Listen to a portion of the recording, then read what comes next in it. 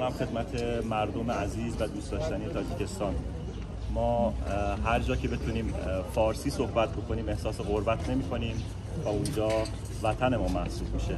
خوشحالیم که برای اولین بار پرواز مستقیم از جزیره زیبای کیش به شهر زیبای دوشنبه اتفاق افتاد و این اولین پرواز و پرواز افتتاحیه‌ای بود که امیدوارم مسیر تبادل گردشگر بین دو کشور به ویژه بین جزیره کیش و شهر دوشنبه رو فراهم بکنه.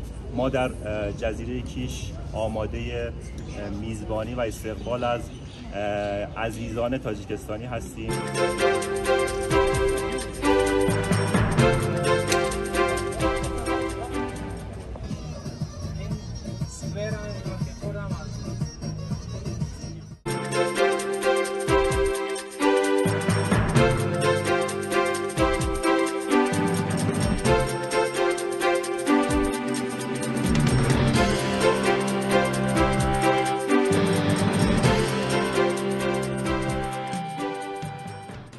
دوستان عزیز، ما از جزیره کیش به تاجیکستان اومدیم.